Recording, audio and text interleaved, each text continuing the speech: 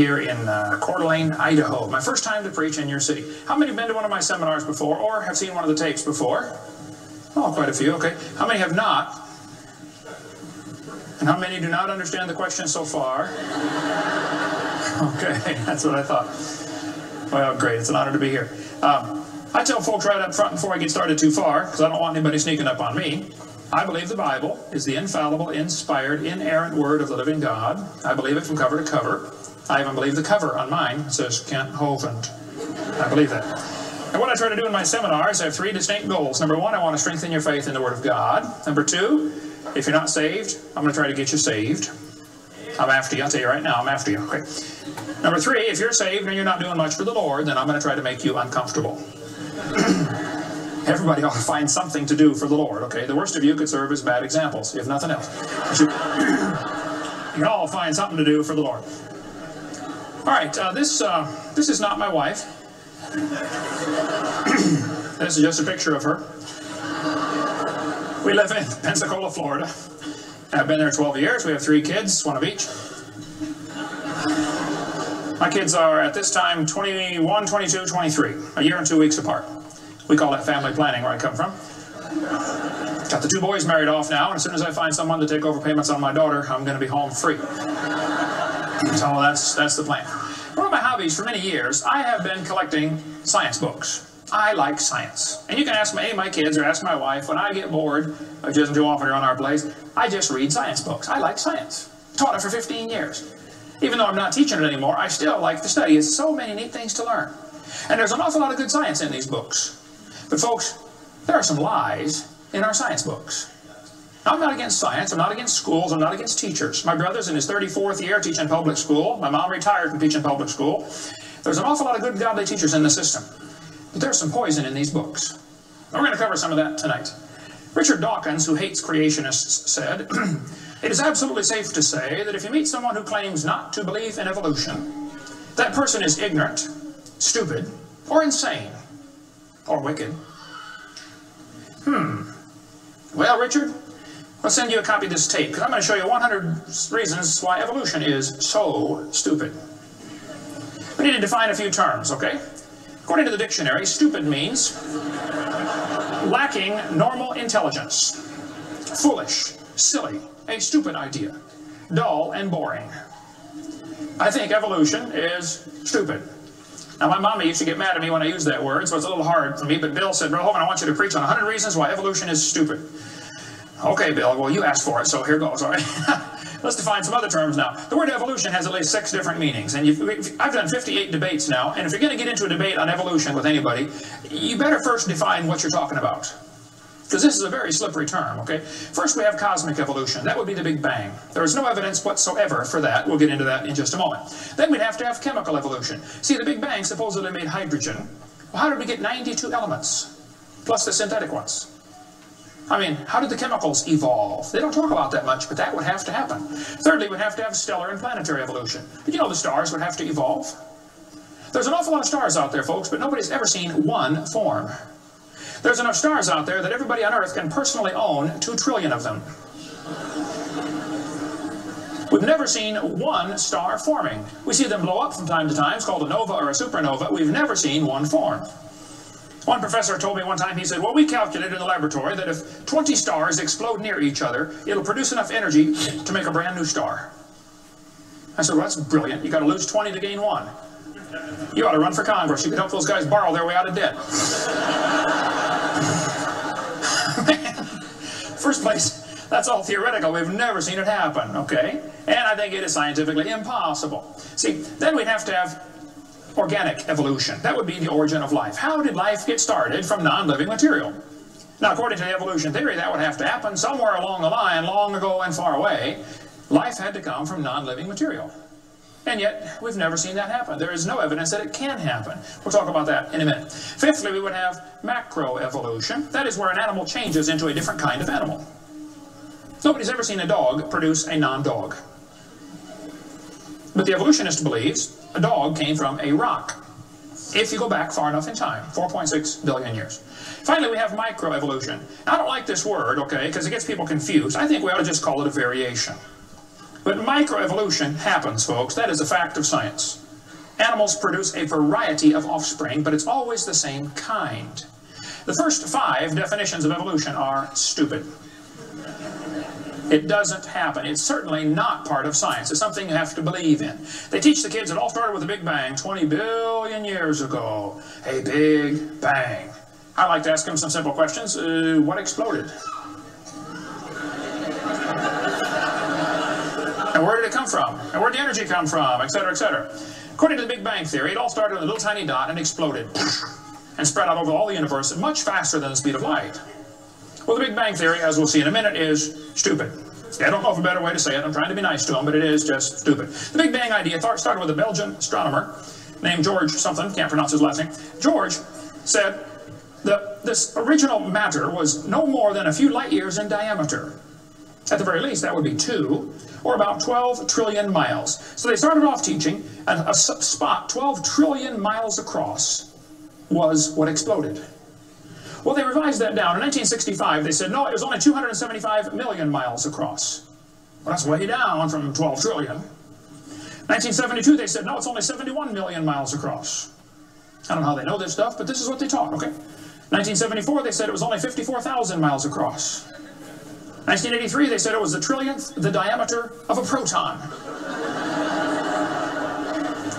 Now they're saying it's nothing at all. Nothing exploded. And here we are. This is what the textbooks teach. 18 to 20 billion years ago, all the matter in the universe was concentrated into one very dense, very hot region that may have been much smaller than a period on this page. That's stupid. This one says, all of the matter and energy someday will once again be packed into a small area, no bigger than the period at the end of this sentence. Then another Big Bang will occur. It happens every 80 to 100 billion years. So you can forget about global warming. We're going to get squished. Now this textbook author was brilliant. I could not believe how smart this guy was. He said, boys and girls, nothing really means nothing. You have to be at least that smart to write a book. He said not only matter and energy would disappear, but also space and time. However, physicists theorize that from this state of nothingness, the universe began in a gigantic explosion. What? Yes, boys and girls, you see, nothing exploded, and here we are. Who can argue with logic like that? Man, they even put this in major science journals like Scientific American. This fellow said, the observable universe, that would be us, could have evolved, there's that word again, you gotta watch that one, okay, 6 meanings, from an infinitesimal region. In the Greek, that means a dot. It's then tempting to go one step further and speculate that the entire universe evolved from literally nothing. They call that science and put it in a science book. I would call that stupid and put it in the garbage. This is what the books teach. I collect them. I've got hundreds and hundreds of these books from countries all over the world, clear back from 1890s up until 2001 textbooks.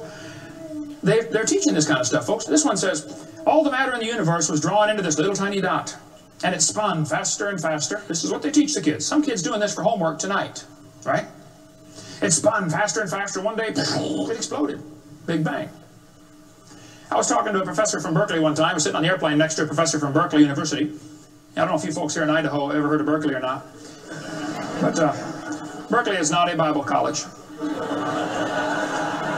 So we got talking about the Big Bang, and he said he believed in the Big Bang Theory. I said, yes, sir, I figured that. You have to teach at Berkeley. I said, tell me, sir, how did the universe get here? He said, well, 20 billion years ago, all the matter was squished in this little tiny dot, and it was spinning real fast, and it exploded. Big Bang. And pieces flew off and became the galaxies, and the sun, the moon, the stars, and finally, you know, people. Here we are. I said, sir, could I ask you a couple questions, please? You know, one of my favorite things to do in life is asking questions to people who believe in evolution. I absolutely have a wonderful... That's how this whole ministry started. 12 years ago, I moved to Pensacola, Florida. Some article came out in the newspaper that said, dinosaur bones found in Montana from 80 million years ago. I wrote my first letter to the editor in my life, about 12 years ago. I wrote a letter to the editor. I said, yes, they found dinosaur bones, and yes, it was 40 feet long, and yes, it was found in Montana, but it was not from 80 million years ago. This one probably drowned in the flood in the days of Noah, 4,400 years ago. And you would have thought I shot the sacred cow. Actually, I did.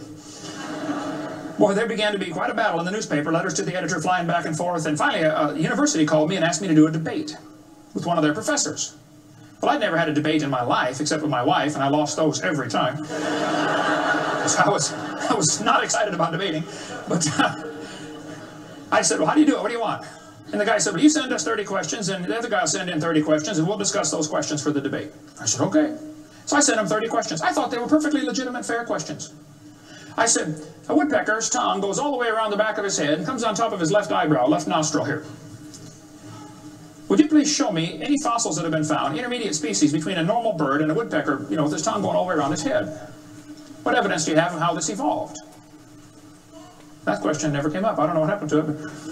But I said, termites chew on wood and they swallow it, but termites can't digest it. It goes into their stomach, and there's little tiny critters in their intestines that actually digest the cellulose. Now, those little critters can't live without the termite, and those termites can't live without those critters. Which one evolved first? I thought it was a fair question, but it never came up. I don't know what happened. I think they lost my list. But anyway, one of my favorite things to do is asking questions to people who believe in evolution.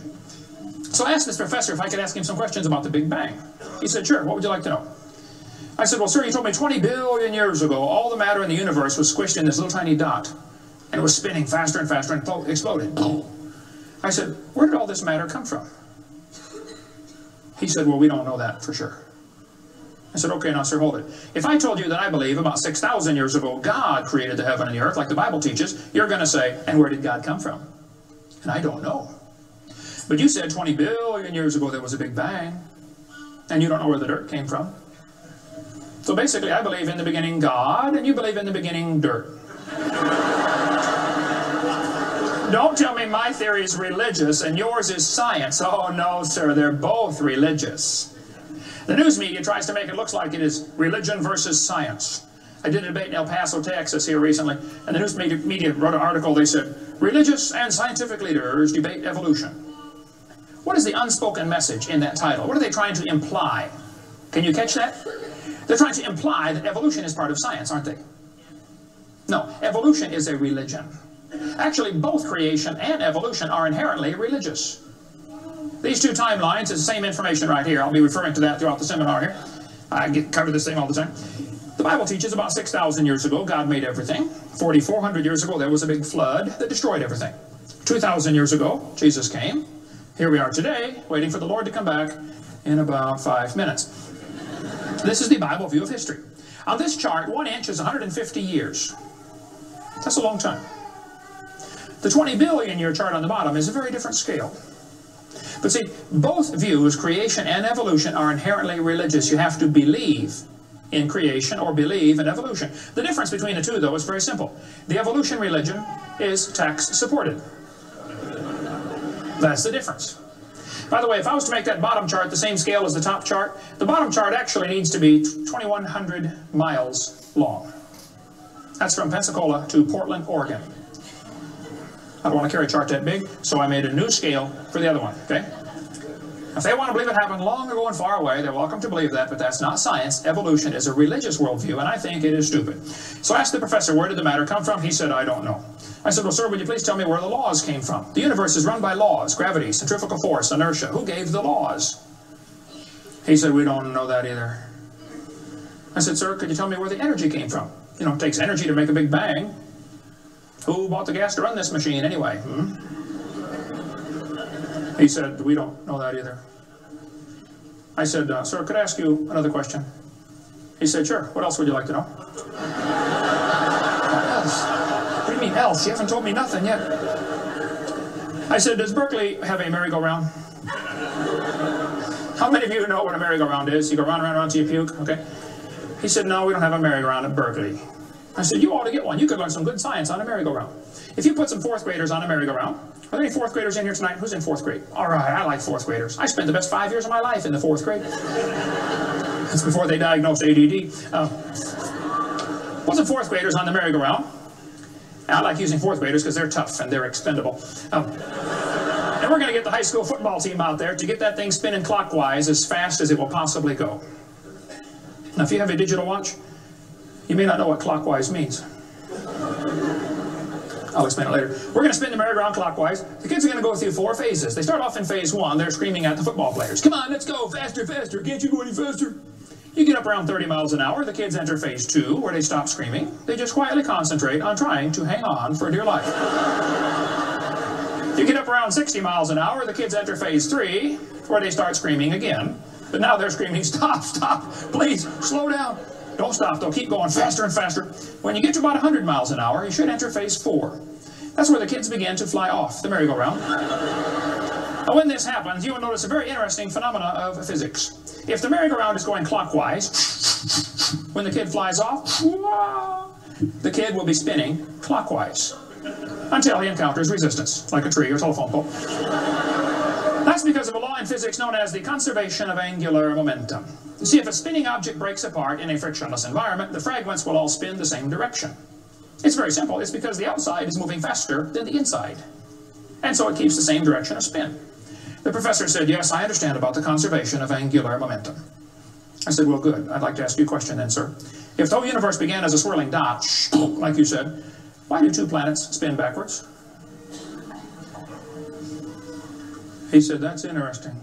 I said, no, that's more than interesting. It's kind of hard on your Big Bang Theory. Not only that, 6 of the moons are spinning backwards. Why? He said, I don't know. Why do you think they're going backwards? I was hoping he was going to ask that. I said, well, sir, I believe it's very simple. You see, I believe in the beginning God created the heaven and the earth, and God did it that way on purpose, just to make the Big Bang Theory look stupid.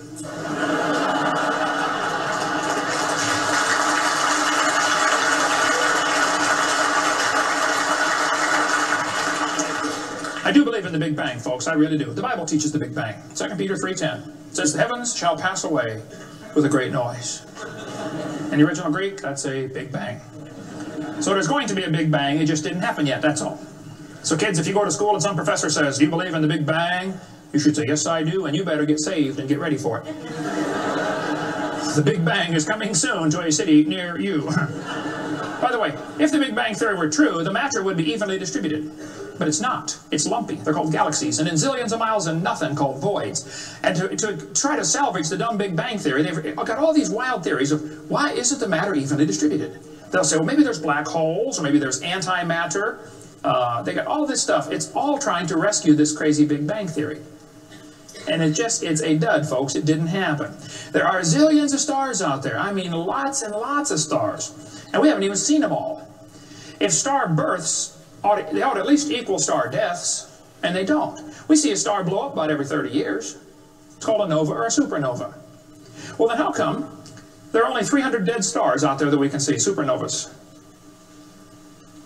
Huh. It's only a few thousand years worth, isn't it?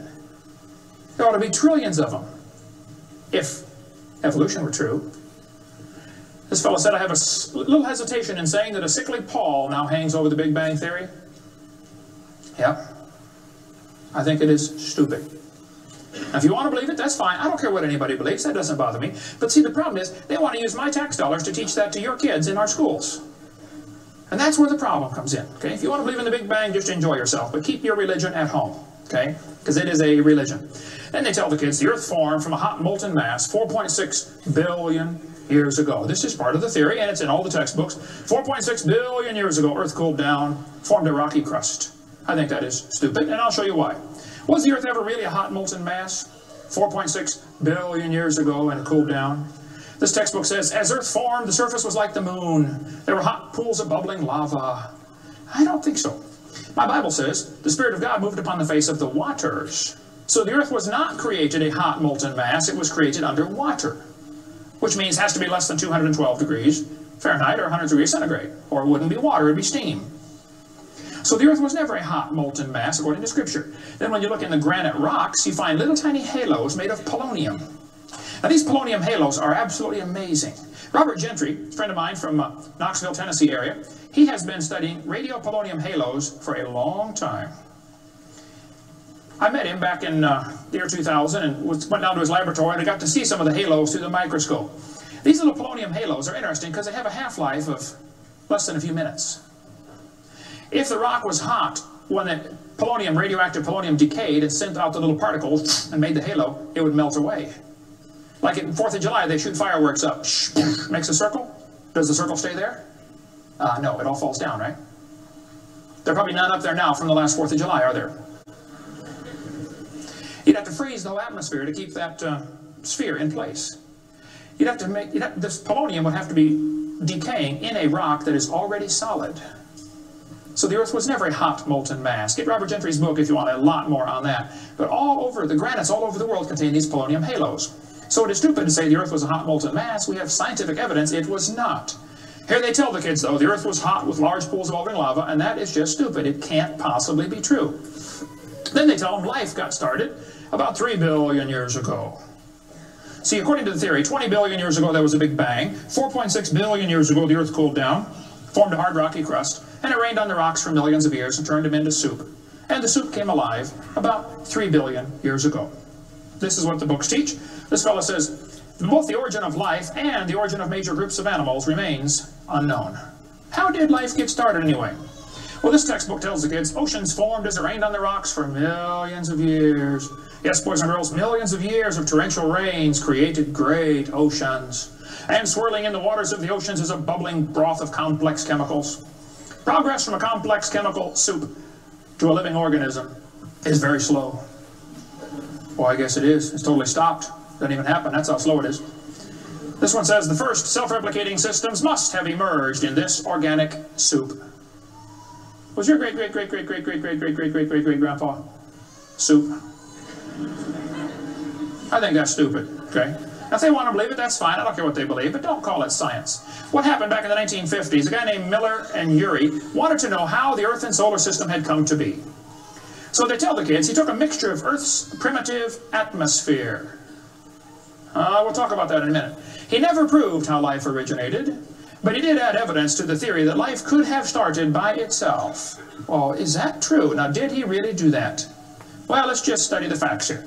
This textbook tells the kids, many important events occurred during the Archean era, the most important of which was the evolution of life. Progress from complex molecules to even simplest living organism was a very long process. Long ago and far away. Fairy tale kids, coming up. First living cells emerged 4 billion to 3.8 billion years ago. I like that word, emerged. They use it all the time, like that explains how it happened, you know, it just emerged. There is no record of the event, they tell the kids. Look, kid, we know what happened and you're going to be tested on this, but there's no proof.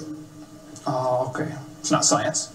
First living self-replicating systems must have emerged in this soup.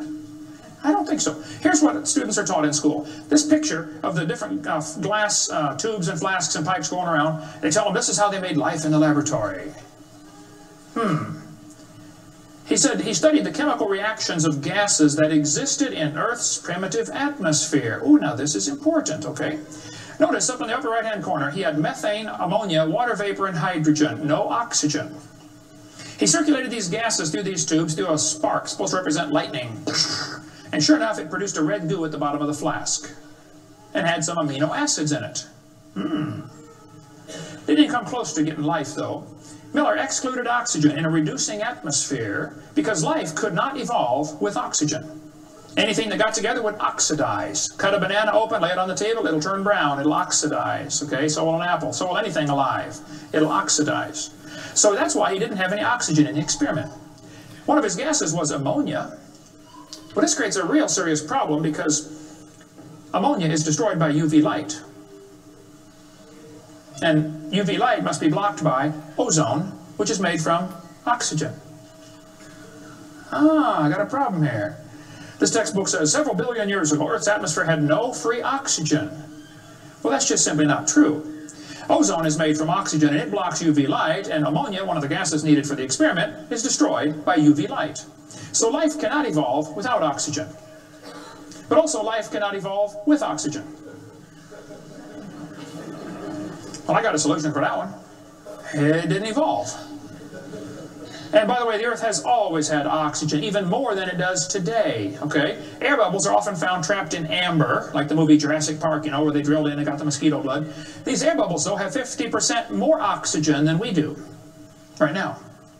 We cover more on that on my video series, videotape number 2, about what the pre-flood world was like and why they lived to be 900 on the blue series of tapes out there on the table.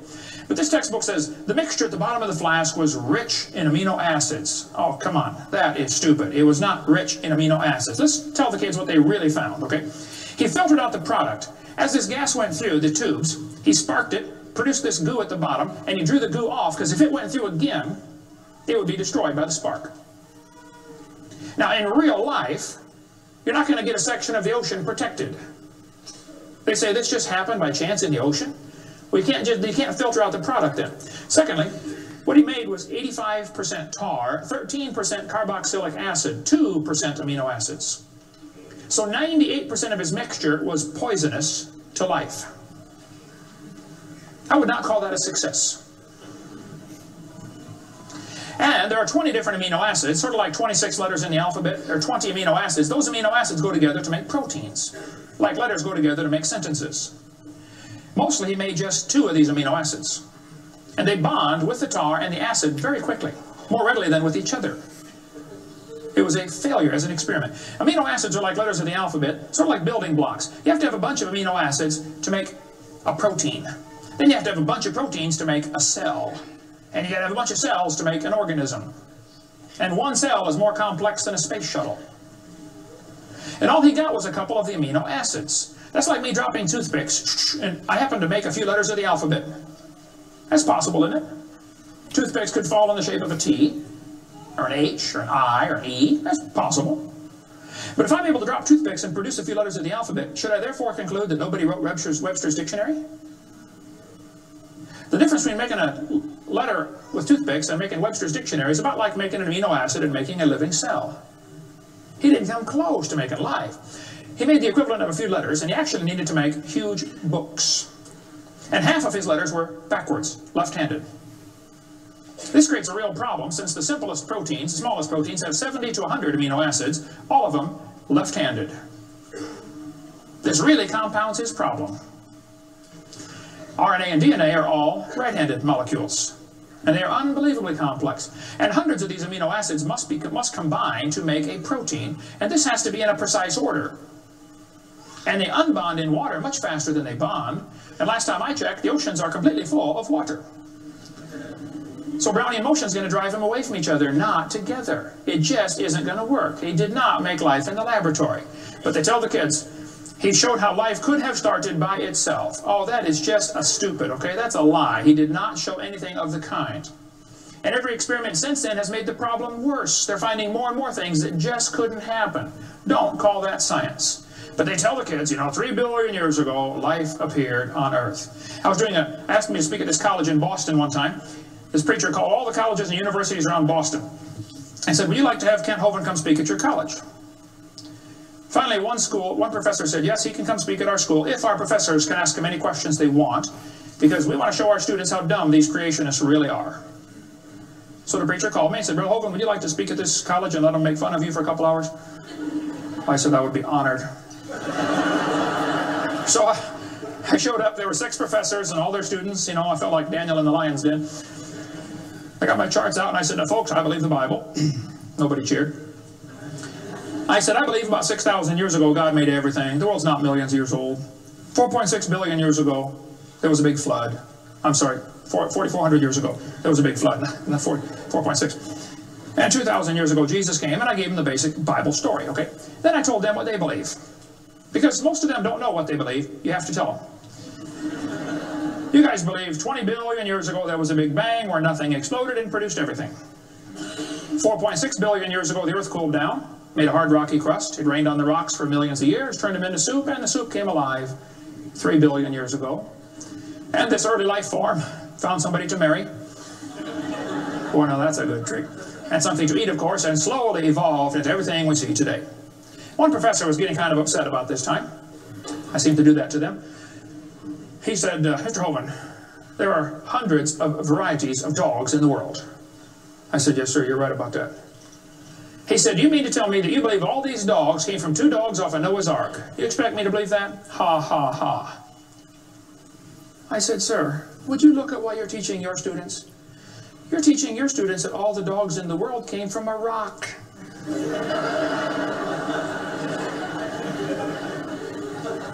I had one woman come to me after a debate one time. She was steaming down the aisle, boy, she was mad. Oh, I could tell I'm in trouble now. I stood there quivering in my boots, you know. She walked up and she said, "Tonight, you said, we believe we come from a rock. We do not believe that." I said, "Well, ma'am, calm down just for a minute." I said, "Do you believe in evolution?" She said, "Yes, I do. I'm a professor here at the university." I said, "Well, would you please tell me then where we came from?" She said, "We came from a macromolecule." I said, "Where did that come from?" She said, "From the oceans, from the prebiotic soup." I said, "Where did that come from?" She said, "Well, it rained on the rocks for millions of years." And you can see it was slowly dawning on her. I do believe I come from a rock, don't I? "Yes, ma'am, you do. You ought to be proud of it. Hey, don't step on Grandpa, whatever you do." Look, that's stupid, okay? There's no kind way to say it. There's a great book dealing with some of the flaws in the Miller experiment. If you want more on that for your kids to study out there on the table, get the book Icons of Evolution. Then they tell the kids that these plants and animals, not only did life evolve from non-living material, then this life had to learn to reproduce itself. Why would any organism want to reproduce more of its own kind when that's only going to increase competition for the food supply? Why didn't they instead evolve the ability to live forever and be happy? Huh? You ever think about that? I was in a debate one time, and we had question and answer time at the end. The student stood up and he said to the evolutionist, he said, "Sir, how did male and female evolve?" The professor got up and he said, "Well, that is a giant mother may I step in the evolution story." A mother may I step? This is science. Wow. Well. So according to them, you know, for the next few billion years or hundreds of millions of years, you know, life learned to produce something other than its own kind. Of course, today everything only produces its own kind, but they say long ago and far away, they were able to do something different. Textbooks will say we started like a bacteria and slowly evolved to a human. I think that's stupid.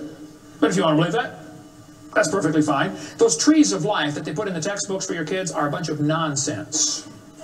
And even evolutionists will admit that. Stephen Jay Gould, a Marxist professor at Harvard University, he says that evolutionary trees that adorn our textbooks are not the evidence of fossils. It's only inference. We infer, we imply, we hope it happened this way. This textbook says, all the many forms of life on Earth today are descended from a common ancestor. What? You mean the birds and the bananas have a common ancestor? Isn't that what he says? Found in a population of primitive unicellular organisms. Well, in the first place, there's no such thing as a primitive unicellular organism, okay? One single cell is more complex than a space shuttle. There's no such thing as a primitive single-celled organism. We talk about that on video number 4 of our series. But he says, all the forms of life are descended from a common ancestor found in a population of primitive unicellular organisms. What were those first cells like? How do we know? What events led up to their formation? No traces of those events remain. Did you catch that? Hey kid, we know what happened, but there's no proof.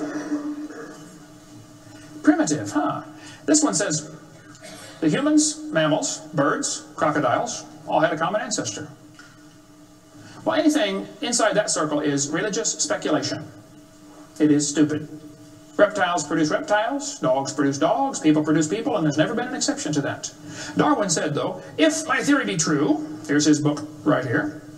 You can look on page 211. He said, if my theory be true, numberless intermediate varieties must assuredly have existed.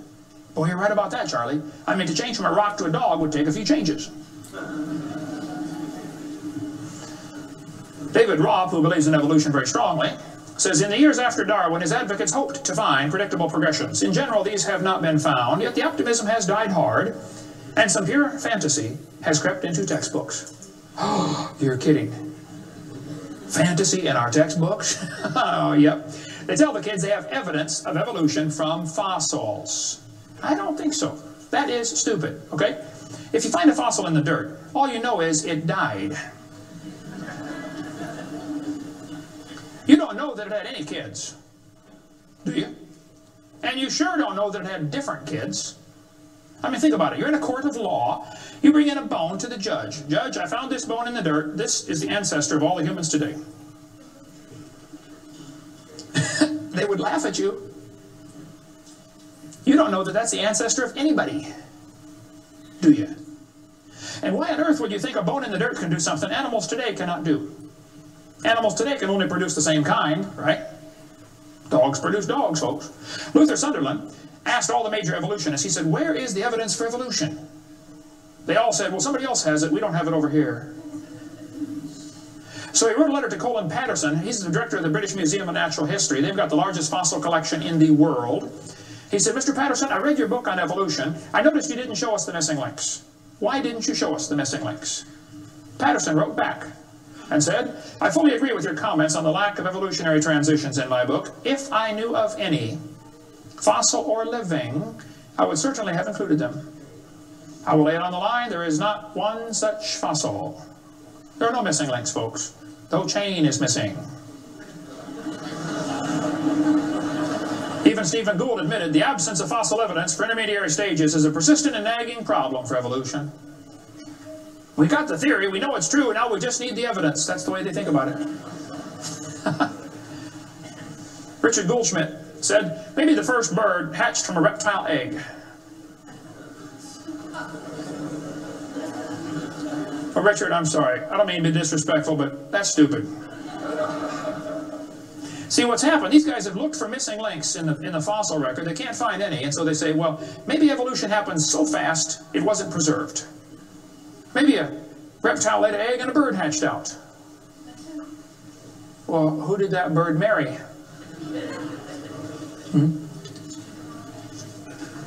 There's only about a zillion differences between a reptile and a bird. We'll get into that later sometime if we get time.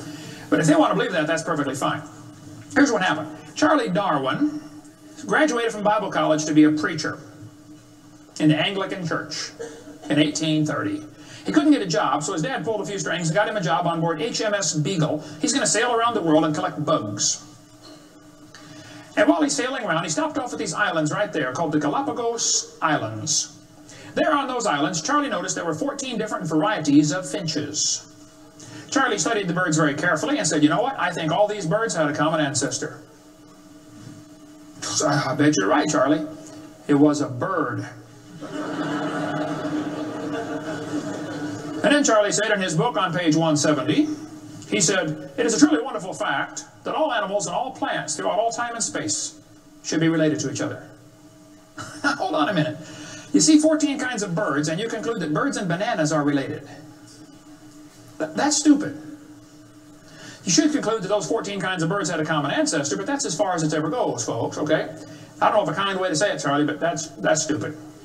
Okay, we don't ever see a bird produce a non-bird. See, dogs produce dogs, and you might get quite a variety of dogs. Roses produce roses. That is called microevolution. Now, that is a fact, folks. It happens. It is observable. It is scientific. I don't think we ought to use that word, microevolution. We should just call it a variation. But they use it, so, just so I qualify that, it's a lousy term. It gives what's called a free rider effect to the rest of the 5 religious ideas of evolution. You might get a big dog or a little dog, but you're always going to get a dog when you crossbreed your dogs. And I would go so far as to say probably the dog, the wolf, and the coyote had a common ancestor. This Irish textbook shows different dogs and it calls it divergent evolution. Oh, come on, giving it a fancy name doesn't change a thing. It is still a dog. And a 3-year-old can tell you. Anybody in here 5 years old? Who's 5 years old? 5 years old. What's your name? Misty. Here we have a dog, a wolf, a coyote, and a banana. Which one is not like the others? Dog, wolf, coyote, and banana. Banana. All right, let's give Misty a hand. Very good. The other ones.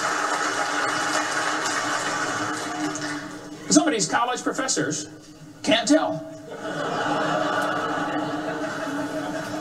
Look, there's a variety of dogs, folks, and they probably had a common ancestor. It was a dog, okay?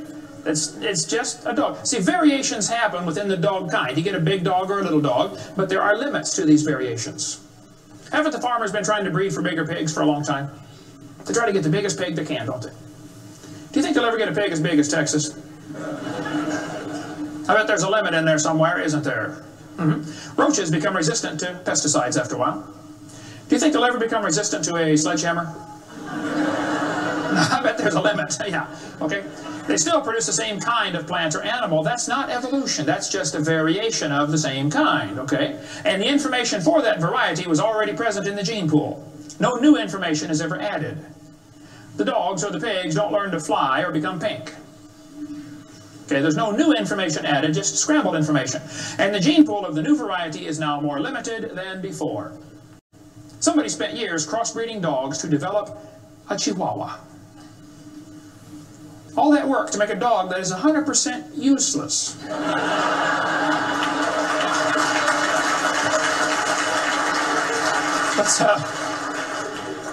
Let's turn all the Chihuahuas in the world loose back into the woods. How long would they last? They'd run up to the wolf. Yep, yep, yep, yep, yep. Crunch. Go ahead, make my day. Useless dog. Genetic information was lost when you got your variation. It wasn't added. You might have selected a certain slice of the gene pool with small dog, quick characteristics, but you didn't add anything. You selected something from the population. I come from Illinois, corn country. There are so many kinds of corn up there, they have to number them. You'll be driving down the highway, you'll see BX65, don't mix it up with XL29, something will blow up. But I'll tell you what, folks, you can crossbreed your corn from now till the cows come home, and you always get corn. You'll never get a hamster or a tomato or a whale to grow on that corn stalk, okay? It won't happen. There's a variety of cows, and they probably had a common ancestor. It was a cow. Variety of horses, no question. Probably the zebra and the horse had a common ancestor. But the kids are going to be taught in school tomorrow in your town that the horse used to have 4 toes. Well, there's some things they don't tell the kids about this Eohippus to Equus series, which has been proven wrong 50 years ago, but still is in your textbooks right here in this town. They don't tell them the original so-called horse is the size of a fox. It was a meat eater and had 18 pairs of ribs. The next one had 15 pairs of ribs. A couple of trips through the buzzsaw did that. And then it miraculously grew back 19 pairs of ribs as it evolved, and then back to 18. They also don't tell them the whole thing's been proven wrong a long time ago. Like this guy says in the biology textbook, other examples like the gradual evolution of the horse have not held up under close examination. That's a polite way of saying it's proven wrong, okay? This G.G. Simpson back in 1950 said the example of the horse family has been unintentionally falsified. They knew 50 years ago this was false. Why did they keep that in your textbooks? This whole thing was made up by Othniel C. Marsh in 1874. He picked animals from all over the world and put them in order the way he thought it might have happened. They were never found in that order. Modern horses are found in the same layers as the so-called ancient Equus or Eohippus horse. They're found in the same layer. So it can't be the ancestor, that's for sure. The ancient horse is nothing but a Hyracotherium, which is still alive today. By the way, the ribs, the toes, the teeth are very different in these animals. In South America, the fossils go exactly backwards. Instead of 3-toed to 1-toed, it goes 1-toed to 3-toed in the fossil order. They won't talk about that much, but you check it out. That's a fact, folks. They're never found in the order presented in the textbooks. 3-toed and 1-toed gray side by side. Plenty of information on the internet about that. Tulsa Zoo finally took out their display because so many folks complain, why do you have this horse evolution display in the zoo? It's been proven wrong 50 years ago. Take it out. And you folks ought to get together with your school board and say, look, on page whatever it is, 952 of our textbook, it says the horse evolved from a 4-toed ancestor. Let's cut this page out. If you had a page in your textbook teaching the kids the earth was flat, would it be okay to demand that that page be removed? You don't have to buy a whole new book. Just cut the page out. It won't cost the school anything. How many of you would volunteer to help cut the pages out and bring your own scissors? See? Won't cost them a dime. And you send me your book and I'll show you which pages need to be taken out. I've read hundreds of them. I can find them like that. Free of charge. I'll donate my time. Peabody Museum still has the horse evolution on display. As I stood, I've been there many times, makes my blood boil every time I walk in that place. I'm standing there looking at this lie proven wrong 50 years ago while hundreds of kids come through in school groups. The kids are never told, well, this has been proven wrong, boys and girls. They asked the folks at the Tulsa Zoo before they took the display down, they said, why don't you take this display down? The zoo director said, we don't have the funding to remove it.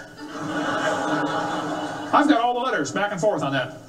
Man, folks, there's quite a variety of horses today, okay? There's big horses and little horses. I was in Baton Rouge, Louisiana a few months ago. Got to see where they raised the 30-inch tall horses. I mean, my dog's bigger than that. What do you do with a 30-inch horse? Look at it, I guess is about it. And they sell them for $10,000. Sucker born every minute, I guess. But one lady wrote me a letter and said, Mr. Hovind, we crossbreed zebras, ponies, horses, and mules. not mules, the jackass, and we raise zonkies, zorses, zeonies. They cross every which way. Well, that's probably because they're the original same kind. No problem there. You want to see all the fatal flaws in the horse evolution story, get the book out there, Icons of Evolution. So then they're going to tell the kids, well, we have evidence for this theory. We think that one animal changed another, and we can show evidence because many animals have similar forelimb structure. This is called the argument from homology. Well, what do they tell the kids? They'll say, boys and girls, you have two bones in your wrist, radius and ulna. And boys and girls, look at the whale's flipper carefully. Did you know the whale has two bones in his flipper, and they're called the radius and the ulna? Same as ours. Wow. Who named them, teacher? The whale? Think about it. But this is one of the evidences for evolution. They're going to say, boys and girls, comparative anatomy provides further evidence of evolution. The commonalities suggest that these and other vertebrate animals are all related. They probably evolved from a common ancestor. Well, duh. That's stupid, okay? Maybe they all had the same designer. Doesn't prove a common ancestor. By the way, the bones develop from different genes in these different organisms. They are not homologous organisms like they want you to believe. Similar design might prove the same engineer made the design. A lot of bridges in the world are kind of similar to each other.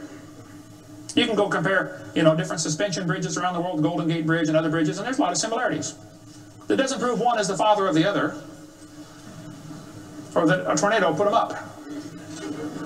No, it's a design that works good, okay? I discovered that the Pontiac lug nuts from a Pontiac will fit on a Chevy. They will. That proves they both evolved from a Honda 14 million years ago. No, the same engineers are designing these cars. Then they tell the kids about the geologic column. How many have ever heard that the different layers of the earth are different ages? They show the kids Grand Canyon. Yes, boys and girls, this one says, over millions of years, the Colorado River has carved the Grand Canyon from solid rock. I'm sorry, but that is stupid, okay? I'll explain why. Kids, you need to learn this. This is a very simple thing to learn, and you'll go through life much further than many of these professors go. Make yourself 3 columns. Facts are in the middle. It's a fact Grand Canyon exists. The evolutionist has an interpretation of that fact, and the creationist has an interpretation of the fact. That's not part of the fact, it's an interpretation of the fact. The evolutionist says the canyon formed slowly by a little bit of water and lots of time. The creationist says, oh no, we think it formed quickly by lots of water and a little bit of time. It's a fact the earth has sedimentary layers, that's not a question. How did they get there? Well, the evolutionist says these layers formed slowly over millions of years. The creationist says, oh no, these layers are all from the flood in the days of Noah. Now, it seems like the professors are always trying to erase the line between their interpretation and the fact, and make their interpretation part of the fact column, and it's not. And I think I can demonstrate Grand Canyon was not formed by the Colorado River. I was in a debate recently, and this professor said, Dr. Hovind, you're so stupid. Obviously, it took millions of years to form the Grand Canyon. I said, well, sir, I've seen Grand Canyon many times. I taught earth science for 15 years. I've studied it intensively. Just flew over it last week, as a matter of fact, twice. Got a perfect view of it going out to California and back, flying from wherever I was, Florida. That's where I live. This textbook says, the Colorado River has cut through layer upon layer of rock over millions of years. Well, if you built a dam across Grand Canyon, it would take a lot of dirt or concrete, but if you could, okay, it'd be a huge dam. A giant lake would back up behind that dam, covering several states. That purple area is all drained right through the Grand Canyon drainage basin. This snow line tells a very interesting story. In between these 2 red lines is snow. This is a picture from a satellite showing about 150 or 200 miles of the canyon area. Real wide shot. The river enters the canyon at the far right. The river is 2,800 feet above sea level. As it goes down through the canyon, the ground is rising up. It's called the Kaibab uplift, okay? The uplift is 7,000 or 8,000 feet above sea level. Interesting. The river flows downhill. All rivers flow downhill. So as the river enters the canyon and flows downhill from there, when it gets to the 1,800-foot elevation mark, the top of the canyon is 7,000 or 8,000 feet above sea level, so it's over a 1-mile drop. Very impressive, hole in the ground. But some points to ponder. I said to the professor, I said, sir, did you know the top is higher than the bottom? He said, yeah. I said, did you know the river only runs through the bottom? He said, yeah. I said, sir, the top is higher than where the river enters the canyon by 4,000 feet. Rivers don't flow uphill. There's no delta. Where's all the mud that washed out? There's no way that river made that canyon. Grand Canyon is a breached dam, a spillway that washed out. There was a lake probably for some length of time after the flood. It got too full and all that water went roaring through there. Probably carved that canyon out in a couple of weeks. Not millions of years. Absolutely impossible for that river to have made that canyon. We covered lots more on that on videotape number 6 of our series. But they tell the kids, the Colorado River made this canyon slowly over millions of years. I'm sorry, that is stupid. That can't possibly be true. They need to learn the facts. Charlie Lyell, back in 1830, he was a lawyer from Scotland. Somebody calculated one time that if all the lawyers in the world were laid end to end around the equator, we would all be better off. Charlie Lyell hated the Bible. In 1830, he wrote this book right here. Oh, I got it on the table. I picked up the wrong one. Principles of Geology. Here it is on this table. Charlie Lyell wrote this book, 1830. In this book, he mocked at scriptures. He hated the Bible. You can see it mocking all through they're here. In here, he and other fellows back in that time, Cuvier, Steno Strata Smith, and some of these guys, they invented the geologic column. How many have ever heard of the geologic column before? They say each of the layers is a different age, you know, Cenozoic, Mesozoic, Paleozoic, Archeozoic, all them Zoic boys. And they gave each layer of rock a name, like maybe you saw the movie Jurassic Park, and an age, and an index fossil. This was done in 1830, way before there ever was a carbon dating, or potassium argon dating, or lead-208, lead-206, uranium-235, uranium-238. Didn't exist, folks. The dating text didn't exist. They just made up these numbers out of the clear blue sky. The geologic column is the Bible for the evolutionist. It can only be found one place in the world, the textbooks. There's no geologic column, and they know it. This fellow says, if there were a column of sediments, unfortunately, no such column exists. The geologic column is a hoax. Does not exist. It is stupid. Those layers cannot be different ages. If the geologic column were all in one place, it would be 100 miles thick. Didn't happen. By the way, if the geologic column were true, if you look at the side of Grand Canyon and see all these thousands of layers, why are there no erosion marks between the layers? Don't you think if one layer sat there for 10 million years waiting for the next one, it would rain once or twice? No erosion marks between the layers. Interesting. Oh, something to consider anyway. Those layers are all deposited very rapidly. I think we can demonstrate that scientifically. If you take a jar of dirt, put some water in it and shake it up, and set it down, it'll settle into layers for you automatically. It just takes a few minutes. It's called hydrologic sorting. The gravels go to the bottom, and then the sands and the silts and the clays, it'll sort just like that, folks. Go home and do it with a jar. You see what I'm talking about. Years ago, I was preaching in Union Center, South Dakota. Union Center is right there. It's not even on the map. There are 40 people in the whole town. 38 of them came to church. I don't know where the other 2 were. But they showed up later, I guess. But the preacher said, hey, Brother Holford, let's go down to Rapid City, South Dakota. They've got a museum down there with a bunch of dinosaur bones. I said, all right, I like dinosaurs, let's go. So we all drove down to the museum. The guide met us at the door. He said, would you like me to give you a tour? We said, that would be great, sir. The first place we stopped on the tour was the geologic time scale, the big chart. They got it behind glass so the kids can't touch it. You know, this is holy, sacred. And the guide said, now, boys and girls, this layer of rock right here is about 70 million years old. My daughter was 12 at the time. She raised her hand. She said, mister, how do you know that layer is 70 million years old? He said, well, honey, we tell the age of the layers by what kind of fossils we find in them. They're called index fossils. Oh, she said, thank you, sir. We walked around the other side of the dinosaur, and we're standing over here, and the guide said, now, folks, these bones you're looking at are about 100 million years old. My daughter raised her hand again. She said, mister, how do you know those bones are 100 million years old? He said, honey, that's a good question. We tell the age of the bones by which layer they come from. She said, excuse me, sir, but when we were standing over there, You told me you knew the age of the layers by the bones, and now you're telling me you know the age of the bones by the layers. She said, isn't that circular reasoning?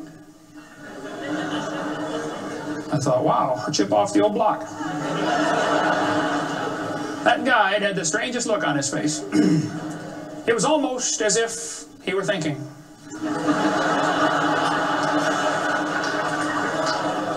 He looked at my daughter. He looked at me. I wasn't about to help him. I thought, wow, this is going to be good. I got to hear this.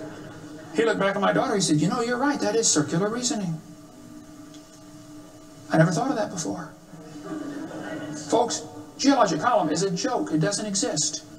It's all based on circular reasoning. We can demonstrate that clearly. Get our video number 4 if you want more information on how it's all based on circular reasoning. I'll just give you a couple of quotes here. This guy says, the rocks do date the fossils, but the fossils date the rocks more accurately.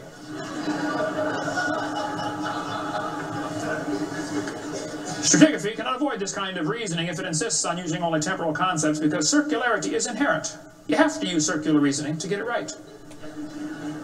Well, that's stupid.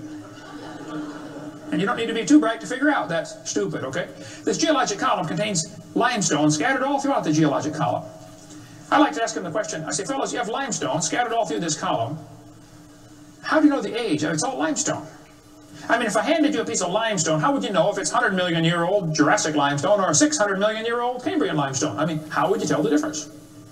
There's only one way they can tell, by the index fossils. That's how it's done, folks. That is stupid. Because those fossils don't count for anything, which we'll see in a minute. They tell the kids each of these layers is a different age. 100 million, 200 million, 300 million, real impressive, huge numbers. Now, Charlie Darwin did not like round numbers. He wanted to be more precise. He said the Wealdian deposits are 306,662,400 years old. Now, okay, Charlie, I think that's stupid. Those layers are not different ages, folks. All over the world we find petrified trees standing up, running through multiple rock layers. Now, if you get a petrified tree standing up, running through different rock layers, I don't think it's smart to say those layers are vastly different ages. Petrified trees in the vertical position, they find them all over the world. Okay, here's one from Alabama. Come out of a seam of coal through 20 feet of rock into another seam of coal. They found about 3 dozen of them, I think, in that one little coal mine, one little area, while they're digging the coal out. Petrified trees standing up. Cookeville, Tennessee, they found a bunch of them. This one's 30 feet tall, standing up. Joggins, Nova Scotia is famous for their petrified trees standing up in the vertical position. All over the area there, folks. Those trees did not get slowly covered by the sediments over millions of years. They would rot and fall down. Sometimes the petrified trees are upside down, running through many rock layers. Scientists estimate at the bottom of Spirit Lake in Mount St. Helens there are now 20,000 trees that were blown out by the volcano. Thousands of them are standing up in the bottom of the lake, already buried 15 feet deep in mud. None of them grew there. Those trees are going to petrify. It only takes a few years to petrify a piece of wood. In the laboratory, it can be done in 24 hours. We cover lots more on how fast things can petrify in videotape number 6 of our series. They dug up a guy, they buried this doctor in Tennessee. 14 years later, his wife died. When they went to dig the grave, water soaked into her grave. And they said, oh, we can't bury Grandma there. So they dug a hole on the other side. Water soaked in. So they dug a hole and buried Grandma somewhere else. And then the kids got worried about Grandpa, so they went and dug up his grave. The arms had rotted off, but the rest of the body had petrified in 14 years, turned to stone from water running through the coffin. I got tons of material on how fast things can petrify. Those layers are not different ages. They all formed in one big flood in the days of Noah. To tell the kids the layers are different ages is stupid. That just simply is not true. So what about carbon dating and potassium-argon dating and rubidium-strontium dating and lead-208, lead-206, uranium-235, uranium-238? Well, we'll cover that after a quick break here. Show you some ways that this is just stupid, okay? That's not a way to tell the age of anything. We're going to give you some more evidence that evolution is stupid. Now, if you want to believe in it, that's perfectly fine. I don't care what you believe in. But the devil is laughing at you for believing in that. He has you fooled, and he's laughing at you. Okay? If you want to believe you came from a rock, well, you just enjoy yourself. But that's not science. God made this world. God loves you. God has a plan for your life. And if you don't want it, well, that's your business. But God loves you, and He wants you to come to heaven. And if you'd like to find out how to go to heaven, come see me. I'll be glad to show you. I'm going. It's not because I'm good. If I get what I deserve, I'm in serious trouble. But I've been forgiven by the blood of Jesus Christ. You can have the same thing. After the break, we'll show you some more things that make evolution stupid. Coming up next. Thank you.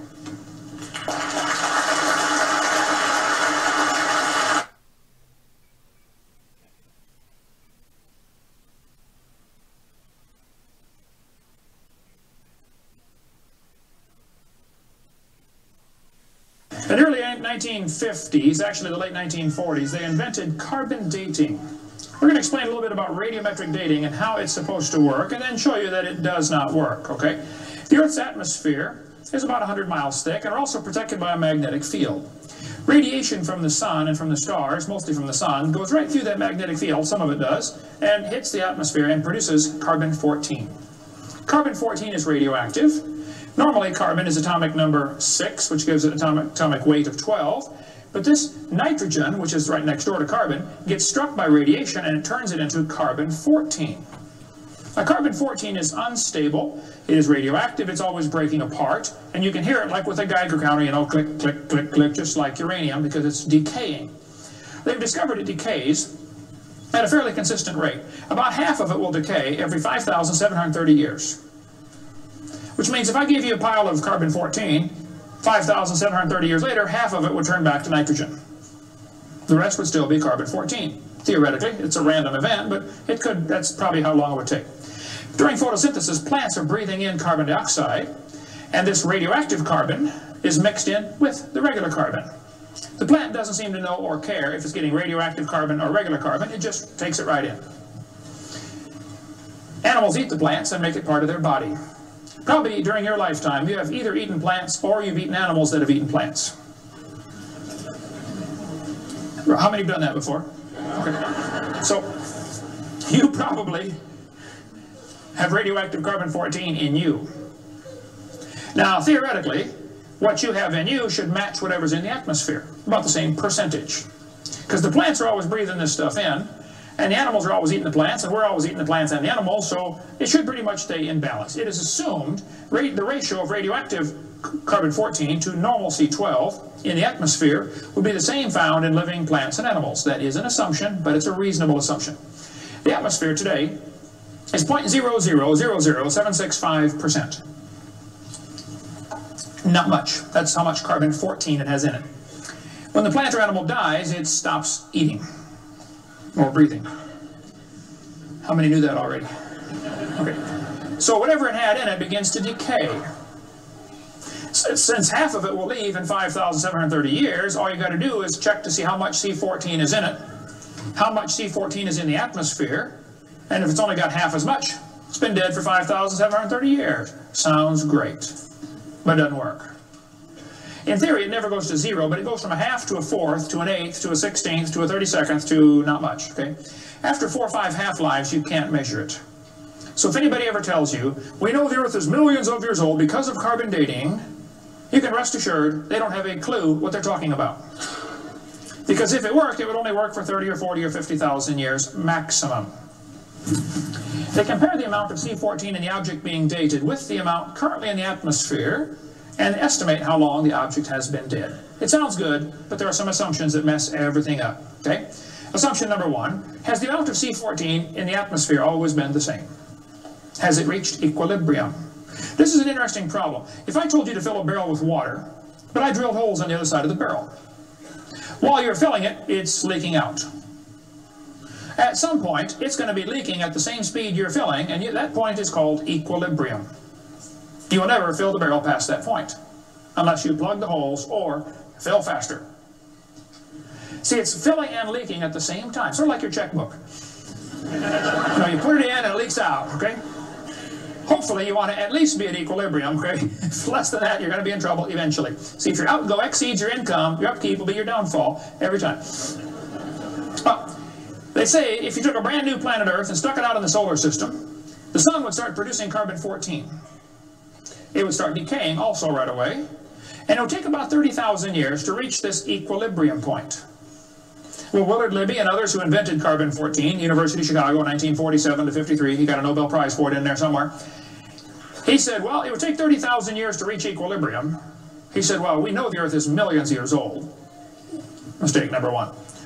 So we can ignore the equilibrium problem. Mistake number two. The Earth's atmosphere has still not reached equilibrium.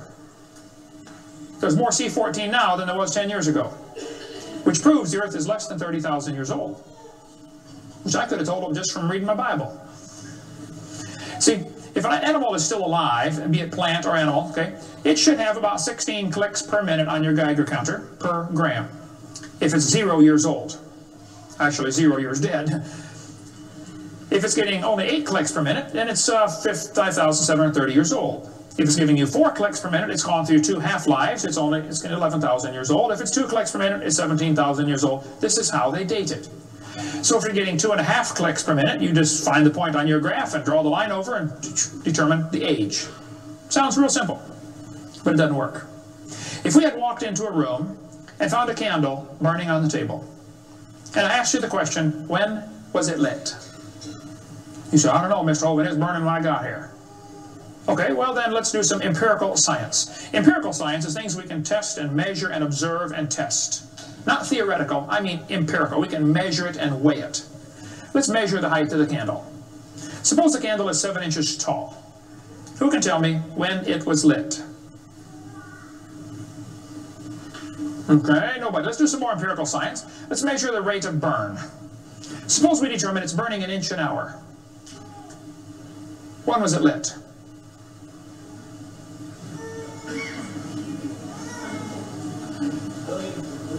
Billions of years ago. You're going to have a hard time telling me unless you're willing to make some assumptions. How tall was it when it started? Oh, we don't have any idea. Has it always burned at the same rate? Oh, we don't know that either, do we? You find a fossil in the dirt, you can measure how much C14 is in it. Very accurately, by the way. And you can measure how fast it's decaying. That's just like measuring the height of your candle and how fast it's burning. Now, when did that animal die? You don't have a clue.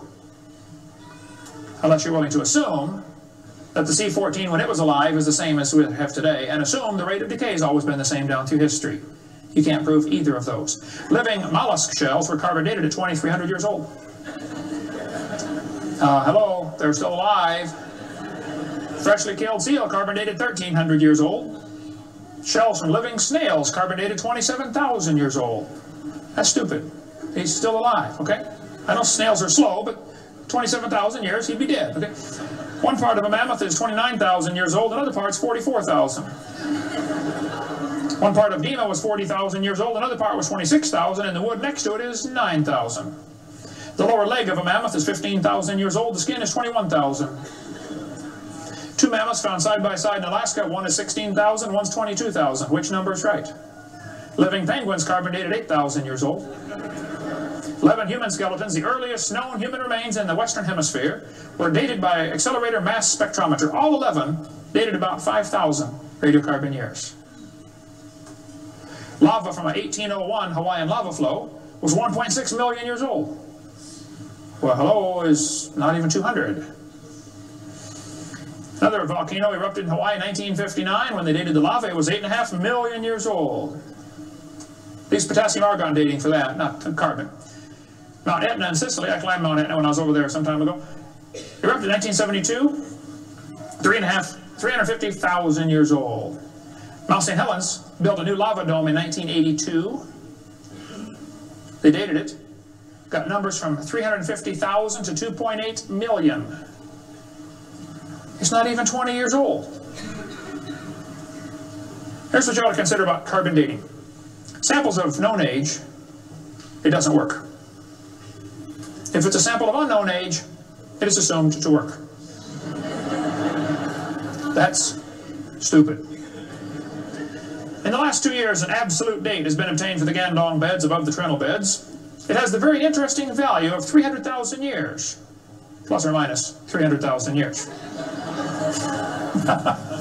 Well, they nailed that one right on the head, didn't they? See, back in 1770, George Buffon said the Earth is 70,000 years old. 1905, the official age of the Earth was 2 billion. When they went to the moon, they said the Earth and the moon are 3.5 billion years old. 3.5 billion, dated with potassium-argon dating. Now they're telling the students it's 4.6 billion years old. Let's see, that means the Earth is getting older at the rate of 21 million years per year. That's 40 years per minute. Aging rapidly, folks. That's stupid, okay? All they do is add more time to make the theory look more reasonable. Long ago and far away. And when you prove it couldn't happen, they say, well, it was longer ago and farther away. Then they're going to tell the students one of the evidences for evolution is embryology. Now, there aren't too many things about this whole theory that make me angrier than this, so I'm going to try to stay calm and cool and collected while we discuss this. Ernst Haeckel, an embryology professor at University of Jena in Germany, loved evolution theory. When Darwin's book came out, Ernst Haeckel read that book the next year and said, wow, this is a great theory. All we need now is some evidence. 9 years later, they still had no evidence. So Ernst Haeckel decided to help Charlie out. He was an embryology professor, the study of animals before they're born. You know, the different embryos of all these different animals. He made drawings that were fake to make them look alike. The students are taught we have evidence from development. I don't think so. The similarity between early stages in development of many different animals helped convince Darwin that all forms of life shared common ancestors. Actually, Darwin considered this by far the strongest single class of evidence class of facts in favor of his theory. This is stupid, folks. I'll show you. This textbook says, the human embryo growing in the mother has gills like a fish. Those little folds of skin are not gills, okay? Excuse me. Those little wrinkles under your chin when you're growing up later develop into bones in the ear and glands in the throat. They never have anything to do with breathing. I've seen folks that have 5 or 6 chins and they can't breathe through any of them but the top one. Those are not gill slits. Ernst Haeckel, though, said the turning point in his thinking was when he read Darwin's book, 1860. Haeckel took a drawing of a dog and a human embryo and he changed them to make them look exactly alike. His fake drawings looked almost identical. On top are the real drawings, underneath are Haeckel's fake drawings. He lied, folks, intentionally. He made huge charts of his posters of his drawings of these embryos and traveled all over Germany and just about by himself converted the Germans to believing in evolution. Which later led to the obvious question, well, if evolution is true, then maybe one of the races of people has developed farther than the rest. Which, by the way, is a subtitle to Charlie Darwin's book. You can look at it for yourself. The Origin of Species by Means of Natural Selection, or the Preservation of Favored Races in the Struggle for Life. See, Darwin was a racist. We cover lots more on that on video number 5. That one is politically incorrect. You don't want to watch that one. Trust me. On top are Haeckel's fake drawings. Underneath are actual photographs of what he claimed he was drawing a picture of. Now, either he's a lousy artist or he's a liar. Well, it turns out he's a liar. He was convicted of fraud by his own university. Proven to be a fraud. But guess what? Haeckel's fake drawings are still used in textbooks in your state right now. There's a textbook used at the University of West Florida, in the middle of the Bible Belt. It's only been proven wrong 125 years ago. I know it takes a while to get textbooks up to date, but that ought to be plenty of time. That's stupid. Those are not gill slits on the embryo. Here's an Irish textbook. I was just there a few months ago. It says the embryo has gill slits. That's baloney. This one says the embryo has gills. Glencoe Biology says they have gills. Proven wrong 125 years ago. This biology textbook says the human embryo has gills. Here's this Tim Barra writing his book on the myth of creationism. And he mentions the gills are evidence for evolution. You're only 115 years behind, Tim. Miller's still teaching it 125 years after it was proven wrong. I debated Miller on the radio on a St. Louis radio station one time. There's a college textbook still teaching the kids the embryo has gills. This one says, it shows the kids a 5 to 6 week embryo, but it says by 7 months. The fetus looks from the outside like a tiny normal baby, but it's not. It's not a baby at 7 months. Excuse me? A whole bunch of kids born at 5.5 months survive. 34%. That's stupid to say it's not a baby at 7 months development. Maybe you heard about the woman that had surgery on her baby before it was born. They cut the mother open, cut the uterus open. The 5-month-old baby, 5 months in development, reached out and grabbed the doctor's finger. It's not a baby, huh? If it's not a human being, what kind of being is it? If it's not alive, why is it growing? Why do they keep that in the textbooks? Well, that's the only way to justify abortion. They want you to think it's not a human yet. Just a fish with gills. No, it's a human the instant it's conceived. An abortion is murder. Plain and simple. We covered lots more on that on my videotape number 4. You don't want to watch that one either. Then they're going to tell the kids, we've got evidence for evolution because dinosaurs turned to birds. This is stupid. This guy says, dinosaurs are alive as birds. Well, kids, in case you don't know, there are a few differences between a dinosaur and a bird. You don't just put a few feathers on them and say, come on, man, give it a try. It won't hurt too bad. That's stupid, okay? Dinosaurs did not turn to birds, okay? Somewhere along the line, while his front legs are developing into wings, they're going to be half leg, half wing, which means he can't run and he can't fly yet. He's going to have a hard time, isn't he? No, dinosaurs did not turn into birds. That is stupid, okay? They say, we've got proof that they did. Archaeopteryx, which means ancient wing. That's supposed to be evidence for evolution. It's in just about every textbook I've seen dealing with this topic. Archaeopteryx is supposed to be evidence. Here's a 1999 textbook. Now, Archaeopteryx was proven to be a fraud in 1986. So this author is 13 years behind the time. Archaeopteryx means ancient wing. They're going to say, see, boys and girls, he's got claws on his wings. Yeah, so? 12 birds today have claws on their wings. The ostrich does, the Watson does, Turaco does, ibis does. So what? It's kind of unusual, but 12 birds have it. They're going to say, well, he's got teeth in his beak. That proves he's got a reptilian feature. Well, now, wait a minute. Some reptiles have teeth, some don't. Some mammals have teeth, some don't. Some fish have teeth, some don't. Some of you have teeth, some don't. Okay? That doesn't prove a thing, all right? Alan Fiducia is considered one of the world's experts on birds. He believes in evolution. University of Chapel Hill, North Carolina, Chapel Hill. He said, paleontologists have tried to turn Archaeopteryx into an earthbound feathered dinosaur, but it's not. It's a bird, a perching bird, and no amount of paleo-babble is going to change that. It's a bird. By the way, even by their twisted thinking, birds are found in layers lower than Archaeopteryx. If you find fully formed birds in rock that you think is 130 million years old, then Archaeopteryx at 65 million years old cannot be a missing link, can it? Because birds were already here. Even with their dumb geologic column, it doesn't work. We cover lots more on that on video 4. They say bird feathers evolved from scales. Well, that's stupid. In the first place, they got from different genes on the chromosome, okay? Developed totally different. A scale is a hard wrinkle in the skin. They attach to the skin very differently. Feathers are incredibly complex, folks. Unbelievably complicated. They're both made from the same protein, keratin, and that's where the similarity stops. So what? Battleships and forks are both made of iron.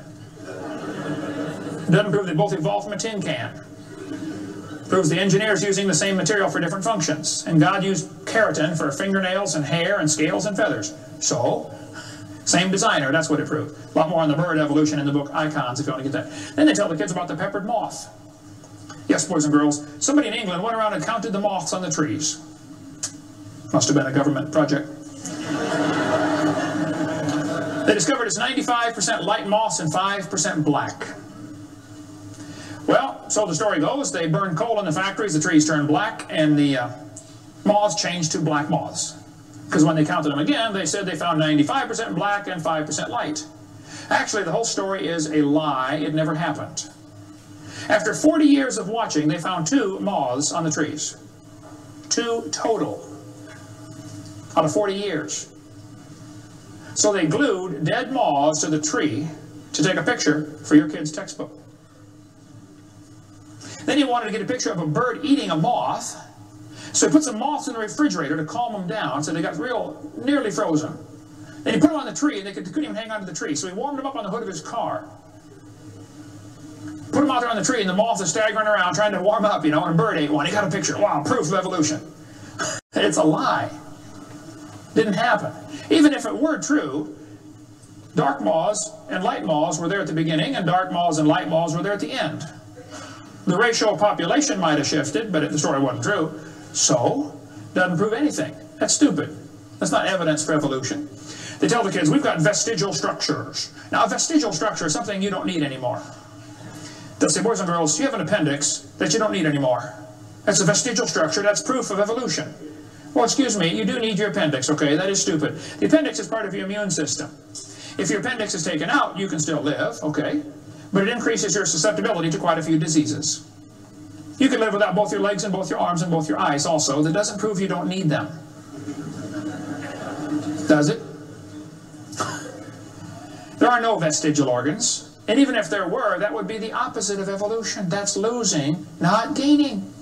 This textbook says, boys and girls, whales, and many organisms here, like a whale, retain traces of their evolutionary history. For example, the whale retains pelvic and leg bones as useless vestiges.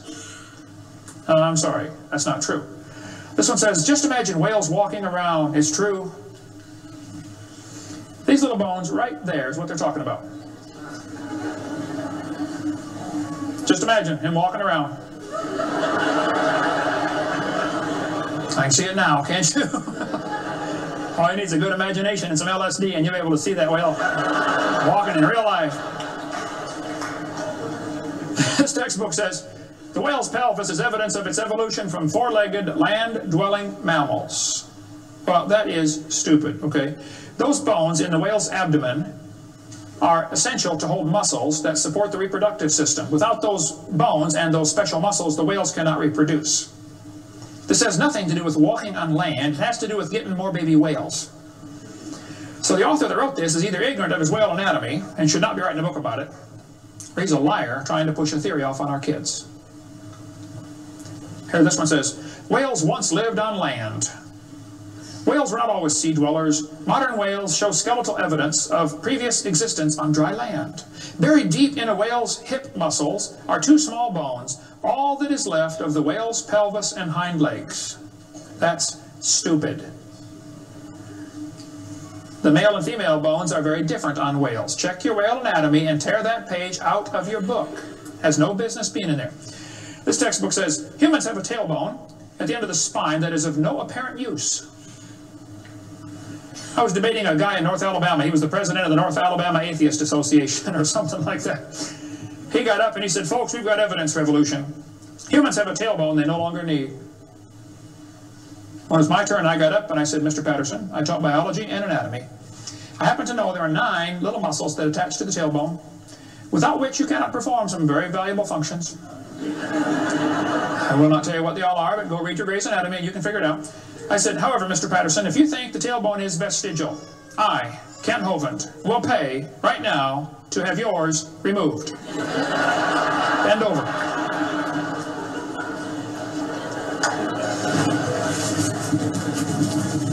That is stupid, folks. The tailbone is not vestigial. This one says, the coccyx, that's the tailbone, the small bone at the end of the human vertebral column, has no present function and is thought to be the remainder of bones that once occupied the long tail of a tree-living ancestor.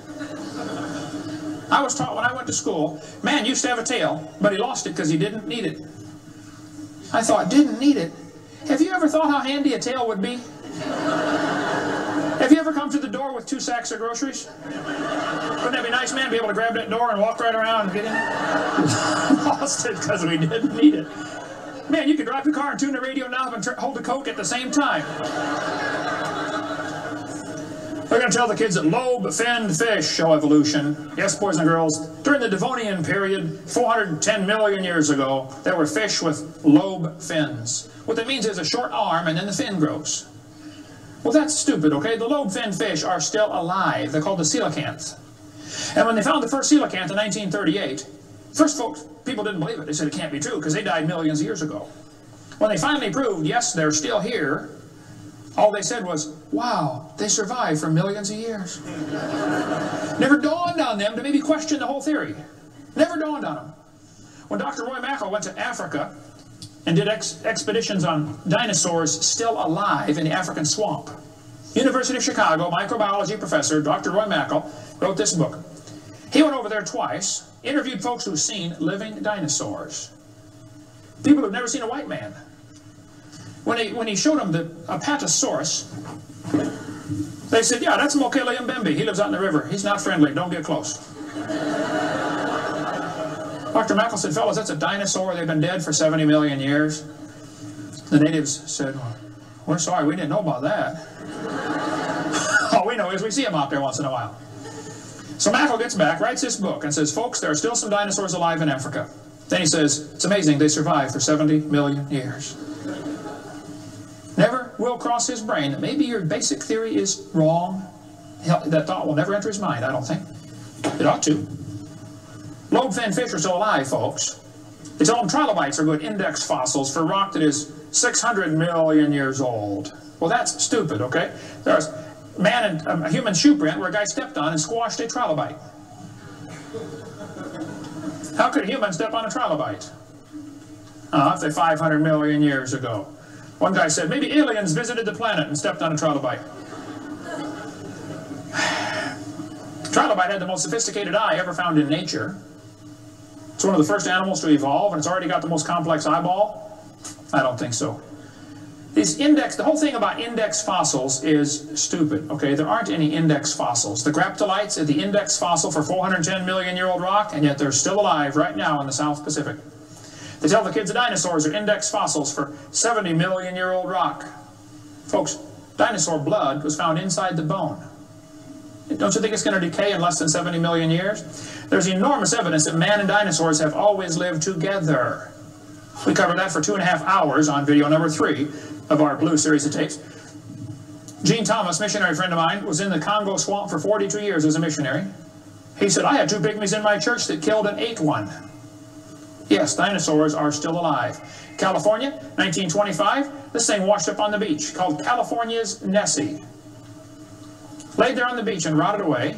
Here's a guy behind it with a rifle. In the front you can see the critter's head, neck going off to the right.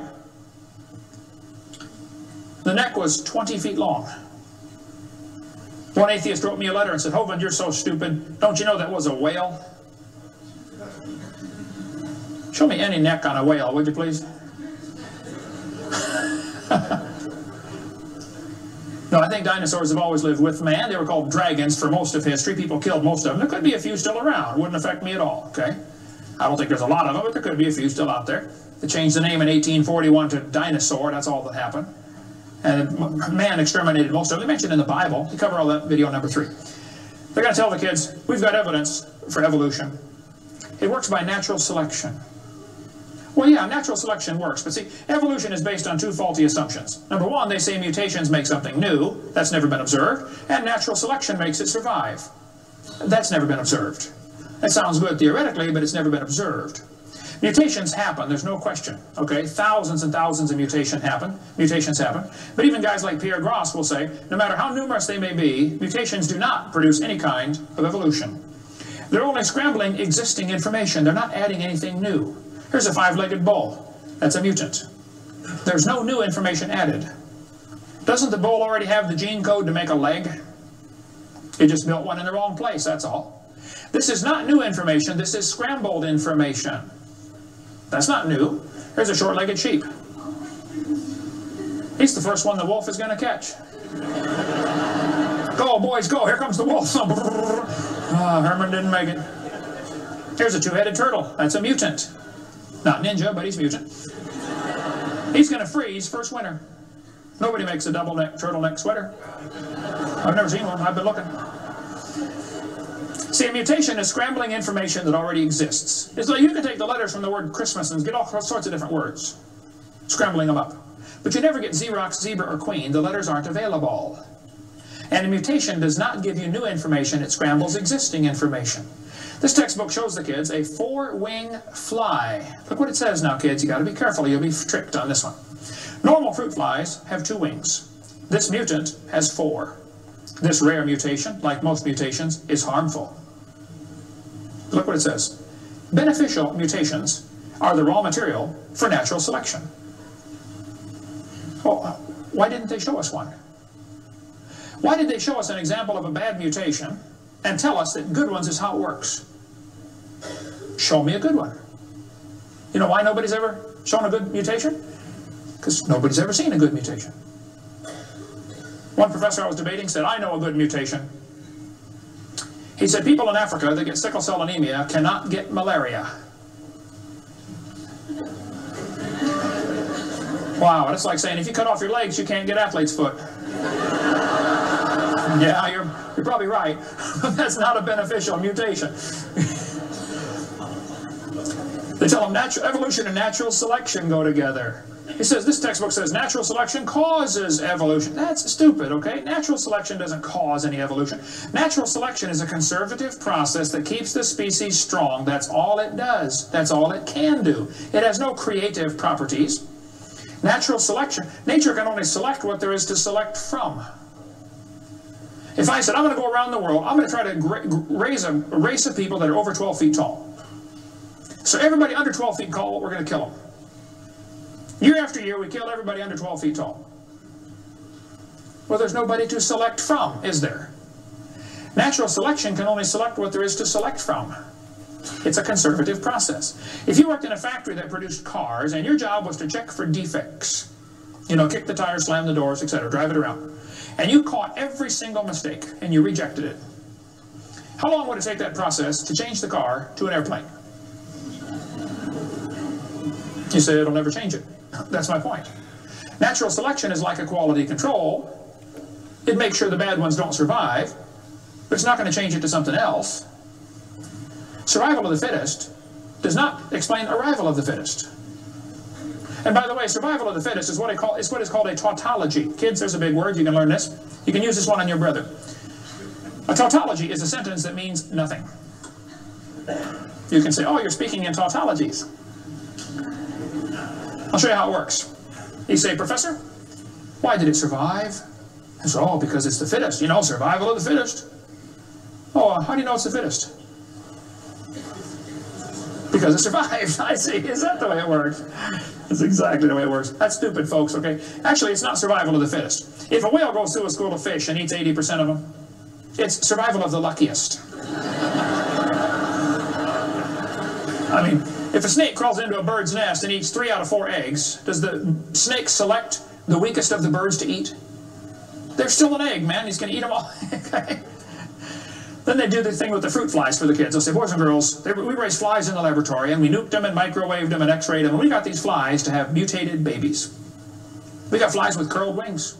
They fly around, bzz, bzz, bzz, bzz, couldn't go anywhere. They got flies with no wings. What do you call that? A crawl. Can't fly. They raised all these mutated flies in the laboratory and said, you know what, folks? Every fly we got was worse off than Grandpa Fly. Yeah, so? So they tell the kids, you see, this proves that flies have evolved as far as they can go. No, this proves you're messing up with perfectly good flies, okay? God made them right, and you're messing them up. Now leave them alone, all right? This guy says, we've got proof for evolution because flies in the north have wings 4% larger than flies in the south. That's proof we all came from a rock. That's stupid, I'm sorry. Then they tell the kids, boys and girls, today you're going to learn to think critically. Watch this sentence here carefully. Some kids doing this for homework tonight. Boys and girls, do you think humans are still evolving? Now what kind of question is that? That's one of those questions like, have you stopped beating your wife yet? Well, if I say yes, I'm admitting I did. If I say no, I'm still doing it. Oh. All right. Go back and look at the original question. Do you think humans are still evolving? Doesn't that question assume that evolution has happened? What if a kid doesn't believe in evolution? How's he supposed to do his homework tonight? That question does not teach him how to think critically. That teaches him what to think, not how to think. That's a Soviet-style indoctrination type question, and the textbooks are full of them. They're not learning how to think. And when the kid gets done with this course, he's going to think he knows how to think. But he doesn't. He knows how to be told what to think. Brainwashing at taxpayer expense. Quite a few lies in the textbooks covered in this one. We got a lot more in video number 4. Adolf Hitler said, "You let me control the textbooks, I'll control the state." What is in these books anyway? There's a lot of good science in there, but there's some poison. Professor Wilson at Harvard University said, "As were many persons from Alabama, I was a born-again Christian. When I was 15, I entered the Southern Baptist Church with great fervor and interest in the fundamentalist religion. I left at 17 when I got to the University of Alabama and heard about evolution theory. 1 year of college destroyed his faith." Philip Wentworth said, "When I went to Harvard in the fall of 24, I was not only a Christian, I was a candidate for the ministry. Then for 4 years I underwent a process of mental readjustment which shook my little world to its foundations. Through it all, one thing was clear to me. If I could reconcile religion with intelligence, I knew that I could go on into my chosen career fortified by the experience. If I could not, every consideration of honor would compel me to make other plans. In the end, I gave up the ministry." Scott wrote me a letter to Dr. Hovind, "Until I went to college, my faith in God was sound. My college history class helped destroy that faith. I started to doubt the Bible and God's Word. I even started to doubt Jesus was truly God's Son, and that He died and rose for my sins. My best friend showed me your tapes, and I was in awe of what I saw. Everything I thought I knew about life was changed." Praise God. People will sit home and watch a video that you will never get to come to church. Especially men. If they're sitting at home holding the remote,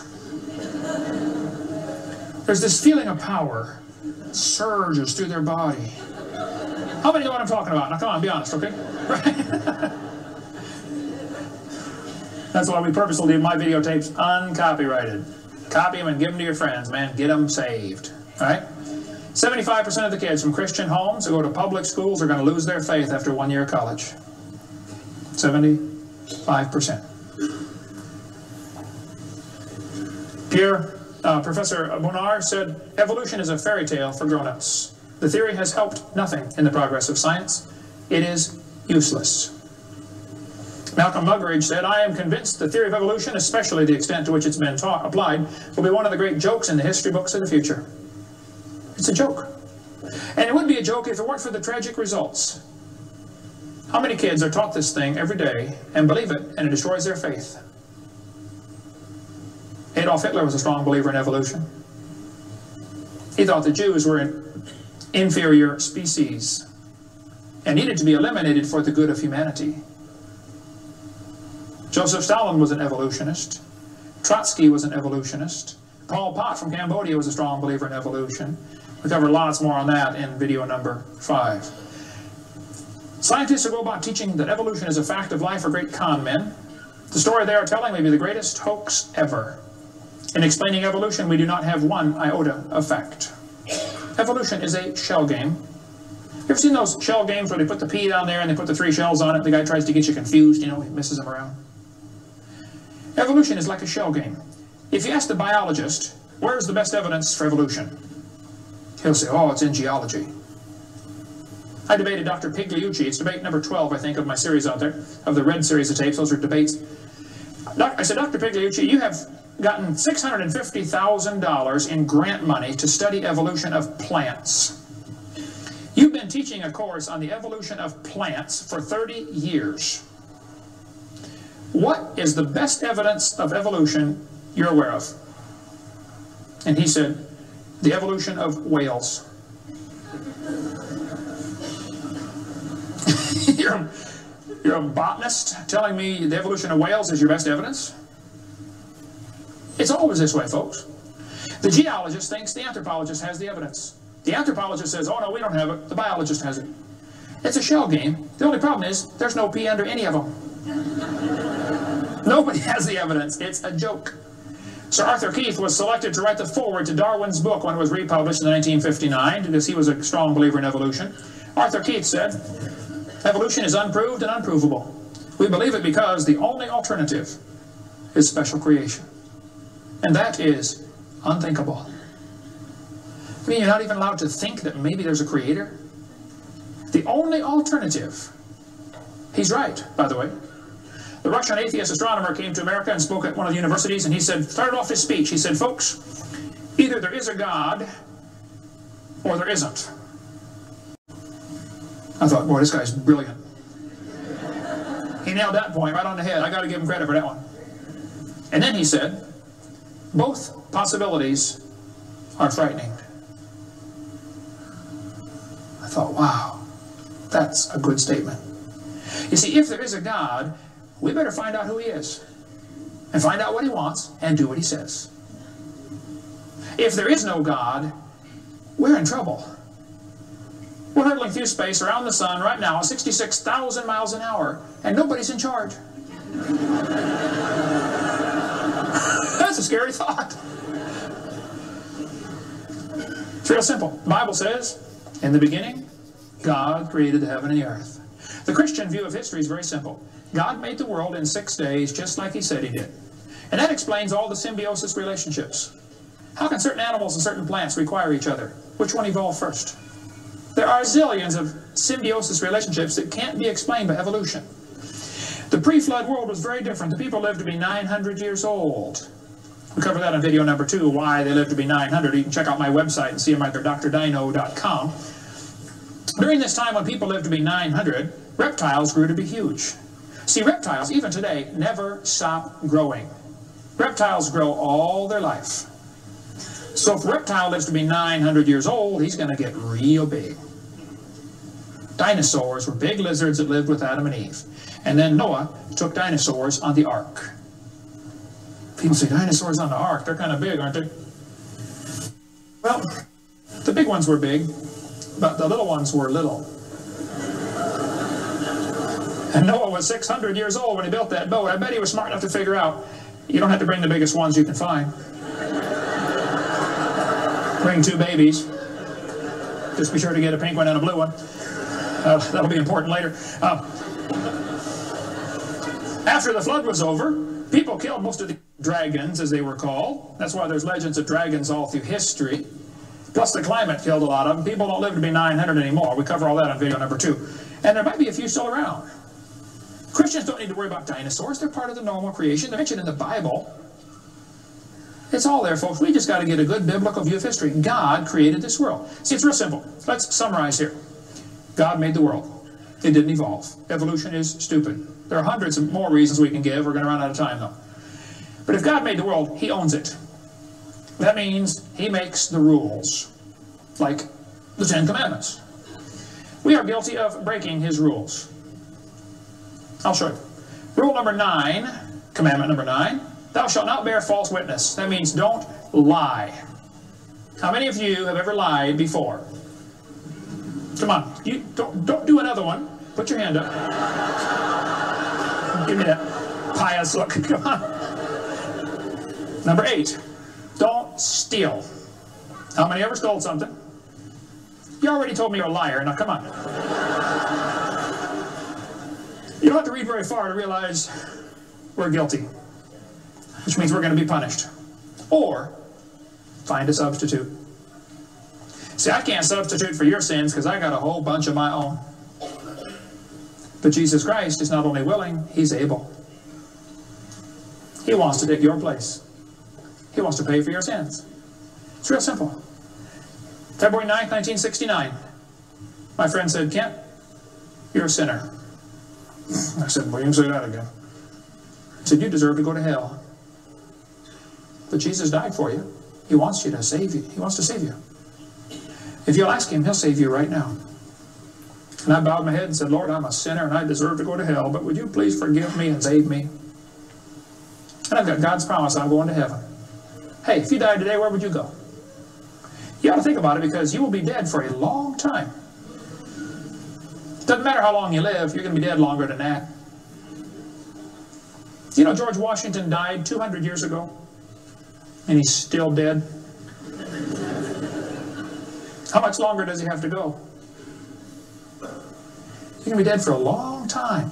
All you get in this life is a little bitty dash between 2 dates. Just a little, and it's gone.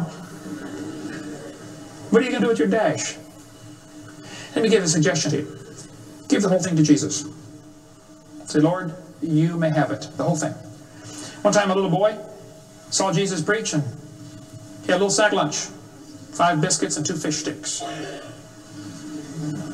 He said, here, Jesus, you can have the whole thing. Jesus said, thank you, son. Everybody sit down, please. 5,000 men, plus women, plus children. We can assume probably 20,000 people. Jesus started breaking those fish sticks and bread up and making fish sandwiches and started passing them out to the disciples. And everybody sat down on the grass and they passed them out and passed them out and passed them out and passed them out. When they got all done, everybody was stuffed. You want another fish sandwich? Oh, no, I can't. No, man, I'm stuffed. He said, okay, disciples, gather up all the fragments. They got 12 baskets full of fragments left. That little boy came home from the meeting. Mom said, hey, son, how'd you like your lunch? Oh, Mom, you won't believe it. Was it good? Oh, it was good, Mom. You have any left? Hey, disciples, come on in here, would you, please? See, he decided to give it all to Jesus. Now, he ended up getting fed himself. He's one of them 20,000 that got fed, you know. He could have kept it and got fed, or he could give it away and get fed. Worked the same either way. If you could learn to give your life away to Jesus, you will get a wonderful life. Plus, it'll bless lots of others. Some of you ought to quit worrying about knocking that dumb ball into the hole in the dirt and start worrying about who's going to heaven or hell. And you ought to quit worrying about getting a fancier car and a fancier house and start worrying about who's going to heaven or hell. Maybe God gave you that good job so you can give some money to missionaries. Not so you can build a bigger, fancier house. You know what we need in this country? We need a Christian Barney. How many kids in this town tomorrow are going to be taught evolution? On Discovery Channel, Nature Channel, National Geographic, textbooks, library books. How many? Thousands of them. And they're going to use dinosaurs, aren't they? Little 4-year-old kids get a book. Hey, boys and girls, dinosaurs lived millions of years ago. Isn't that what they say? Why don't one of you get yourself a purple costume? Get all the neighborhood kids together. Hey, boys and girls. We're going to sing now. God loves you, God loves me. He wants you in his family. If you'll ask him now, he'll come into your heart, and of his family you'll be part. Shouldn't they learn that instead? Folks, somebody's got to reach these young kids. You got to get some videos or something. My material's not copyrighted. You can use mine any way you want. Hey, what on earth are you doing, for heaven's sake? What are you doing for the Lord? I saw this tombstone the other day at a cemetery. Wayne Strickland, atheist. Hasn't died yet. He said, I'm a busy man, don't have time for this. I'm sorry, Wayne. You're going to have lots of time here coming up soon. Claims to be an atheist. Interesting. The Bible says the fool has said in his heart there is no God. Did you know God doesn't believe in atheists? Think about that one. Where would you go if you died? Now, if you're not sure you're going to heaven, you ought to give your heart to the Lord and get saved. If you are saved, you ought to find something to do for the Lord. If you want to get any of my video materials, they're not copyrighted. You can get a 15-hour seminar on creation, which lots of material on stuff, creation, evolution, dinosaurs. Get some of the debates or the red tapes or the miscellaneous topical series. We want to strengthen your faith in the Word of God. If you're here tonight and you're not saved, or if you're watching this video and you're not saved, give me a call. I'll be glad to help you meet the Lord. Our website is drdino.com. Phone number in Pensacola, Florida, 850-479-DINO. We like dinosaurs around there. If you come through Pensacola, stop and visit Dinosaur Adventureland. If you get a chance to go on the cruise, we'd love to have you come on the cruise, and we'll talk more about dinosaurs and creation and evolution. Thank you so much for joining us tonight.